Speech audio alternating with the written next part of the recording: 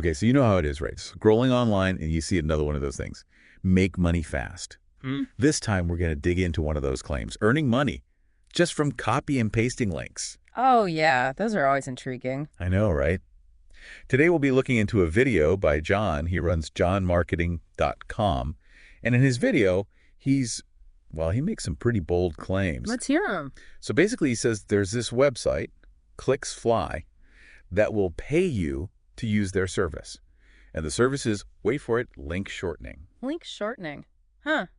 I mean, I guess people use link shorteners all the time, but they get paid for it. That's what John's saying. So the way he describes it is, you have this really long, ugly URL. Oh, yeah, I know the ones. Exactly. And so you give that URL to ClicksFly, and they give you back a much shorter link that you can then share wherever you want. I mean, that is part of what link shorteners do.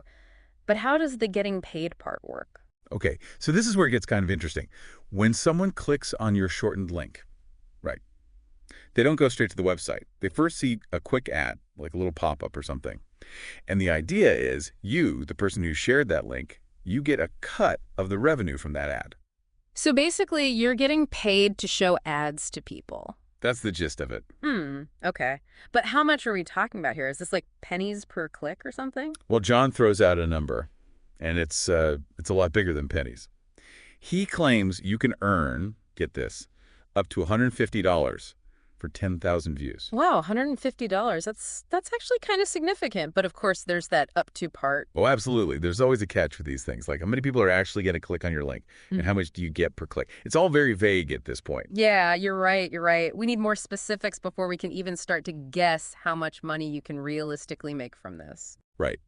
But one thing John does highlight is that the minimum payout for ClicksFly is only $3, which, some of these programs make you wait until you've earned like $50 or even more before they'll pay you. Oh, that is actually nice. $3, that's a pretty low bar to clear. You could hit that in a day or two, maybe even less, depending on how much you're sharing and how many people are clicking. Exactly. And they pay out either weekly or monthly, so you don't have to wait forever to actually see your money. So that's good. But how do they pay you? Is it just PayPal or what? Well, that's where it gets a little wild. And they have a whole list of payment methods. Some I've heard of, some I haven't, like Bitcoin, PayPal. Those are pretty standard. Right, those make sense. What else is there?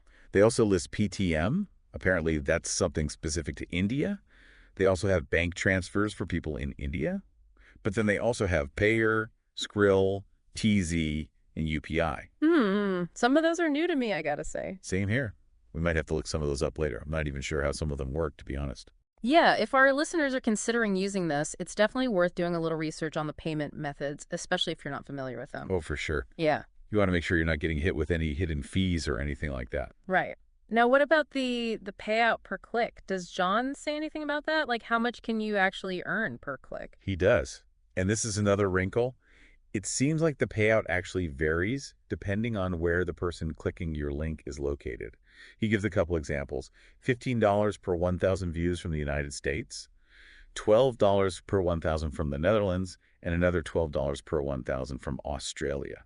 So it's not a fixed rate. It depends on the viewer's country. I mean, that makes sense. Advertisers are probably willing to pay more for clicks from certain countries, places where people have more disposable income, maybe? That's probably part of it, yeah. Yeah. But it does mean that your earning potential isn't just about how many clicks you get. It's also about where those clicks are coming from.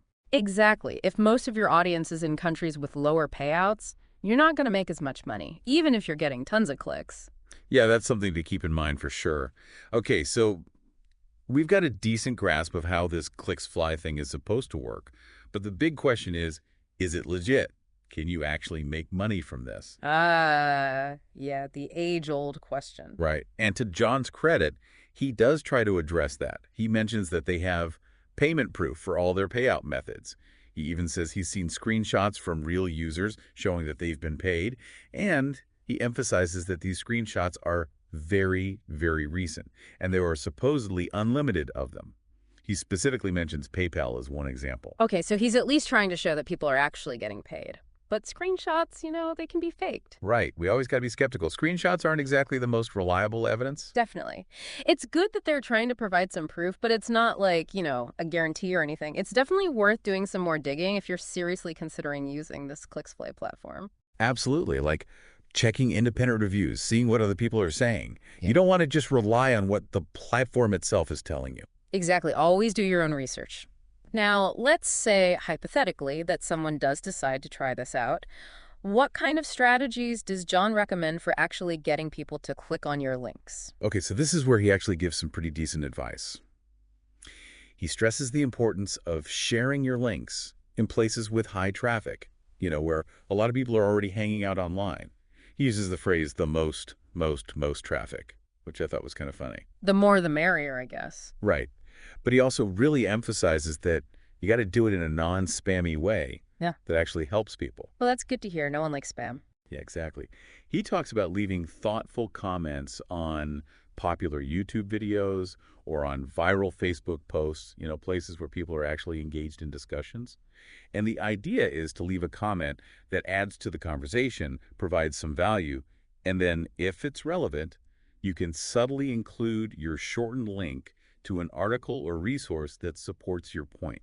Oh, I see. So it's all about context. You're not just spamming your link everywhere. You're actually providing something useful to people. Exactly. And he makes it clear that the shortened link will take people to the original content, after they've seen the ad, of course. But it's not like you're tricking them or anything. You're providing them with something they're actually looking for. That's a much more ethical approach and probably more effective in the long run. People are more likely to click on a link if they trust the person sharing it. Right. It's all about building that trust. Now, John also throws out a couple warnings, which I think are worth mentioning. He specifically says, do not, under any circumstances, try to click on your own shortened links. Oh, yeah, that makes sense. You'd think it would be obvious, but I bet some people try it. Apparently, it's a really big no-no. They can tell if you're doing it, Yeah. and they'll shut your account down pretty fast. Yeah, they have all sorts of ways to track that kind of stuff. They can see your IP address, your location, all that. They're pretty sophisticated. He even mentions that their system specifically checks to make sure that clicks are coming from different countries, just to make sure people aren't trying to cheat the system. So they're really cracking down on that. Oh, yeah, they're serious about it. He also mentions a referral program, which is pretty standard for these kinds of platforms. If you get someone else to sign up for ClickSly using your referral link, you get a commission. Oh, the good old referral program. How much do they pay for referrals? It's a 20% cut of whatever the new user earns. So, it's not a ton of money unless the person you refer is bringing in a lot of clicks, but it's something. I guess it's just another way to potentially boost your earnings, but it's not going to make you rich unless you have a massive network of referrals. Right. It's like a bonus, but not something to rely on. Exactly. Oh, and one more thing John does in the video that I thought was kind of interesting. He actually puts out a call for ideas to the audience.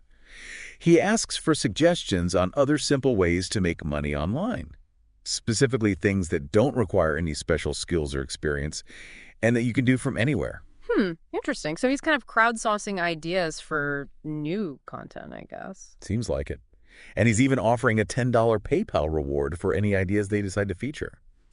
He does say he prefers concise explanations, get to the point. Why is this a good idea? So if any of our listeners have any brilliant money-making ideas, they could submit them and maybe make a quick $10. There you go. Finally, I got to give John props for this. He actually includes a pretty important disclaimer at the end of the video.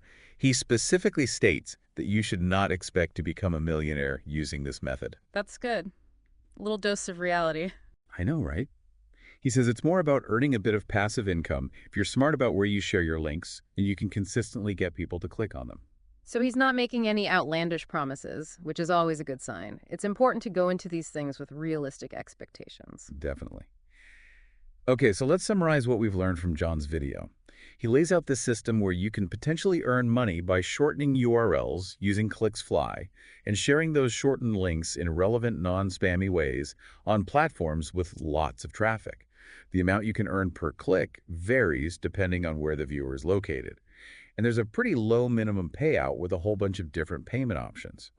He even offers what he claims is proof of payment, and he warns against trying to game the system. Sounds about right. It's presented as a way to basically monetize your ability to find and share interesting or useful content online. But as always, the actual success will likely depend on a few key factors: finding engaging content, reaching the right audience, and being consistent. You can't just share a few links and expect to start raking in the cash. Exactly. It takes effort, like anything else. All right, so that was our deep dive into this copy and paste earning method, at least according to John, from johnmarketing.com. It's certainly something you can explore further if you're intrigued. But as always, do your own research, be cautious, and don't expect to get rich quick. And that brings us to something I think is worth thinking about a little more deeply. These ad-supported models, they're everywhere online. But how do they actually work? Where does all that ad revenue come from? And who decides how it's distributed? And what does that mean for both the people sharing the links and the people clicking on them? It's a whole ecosystem, and it's worth understanding how it all fits together. That's a great point. It's easy to get caught up in the make money fast aspect of it, but there's a whole lot more going on behind the scenes. Exactly. So for our listeners, I encourage you to think about that.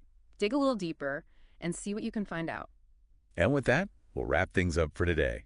Thanks for joining us on this deep dive. We'll catch you next time. See you then.